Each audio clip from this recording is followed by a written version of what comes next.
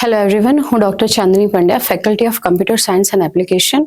આજે આપણે એક એવા ટોપિક પર વાત કરવા જઈ રહ્યા છીએ કે જે અત્યારના યુથની નેસેસિટી તો છે જ, પણ અત્યારે યુથને આગળ લઈ જવા માટેની ઘણી બધી ઓપોર્ચ્યુનિટીઝ આપે એમ છે.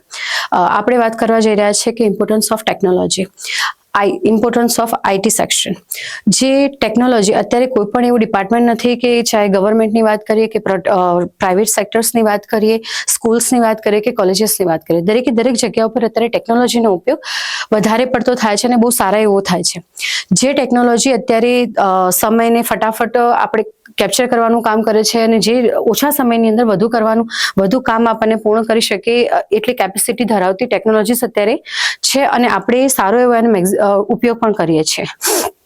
તો સ્ટુડન્ટે આઈટી સેક્શન ચૂઝ કરે છે તો શા માટે કરવું જોઈએ? તો આઈટી સેક્શનને ચૂઝ કરવા પાછળના ઘણા બધા રીઝન્સ છે કે જે રીઝન્સમાં એક તો એમને ઓછા ટાઈમની અંદર ઘણું બધું કામ કરી શકે છે, શોર્ટ ટાઈમની અંદર ઘણું બધું શીખવાની તક એમને મળે છે અને જો સેક્શનમાં આઈટી સેક્શનની અંદર જો એમને વધારે સારી એવી સ્કિલ પ્રાપ્ત થાય છે તો એ ગૂગલ છે કે TCS છે કે ઇન્ફોસિસ જેવી કંપનીઓ છે જેની અંદર સારા એવા પેકેજીસમાં એ લોકો જોબ પણ મેળવી શકે છે.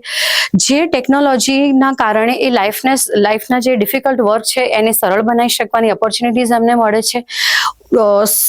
સ્લો લર્નરથી ફાસ્ટ લર્નર સુધીનું જે એક પ્રોસેસ છે જેમાં એ લોકો સારું એવું પોતાનું અર્નિંગ સોર્સ બનાવી શકે છે, પોતાની સ્કિલને ડેવલપ કરી શકે છે અને સાથે સાથે એ પોતાની એક ઇમેજિનેશન પાવર છે, જે પોતાનું એક પ્રોસેસ છે, પોતાની એક આઈટી રિગાર્ડિંગ જે એમનું એક ઇન્ફોર્મેશન અકોર્ડિંગ એમનું જે એક નોલેજ છે એ નોલેજને વધારે એમનો ગ્રોથ કરી શકે છે.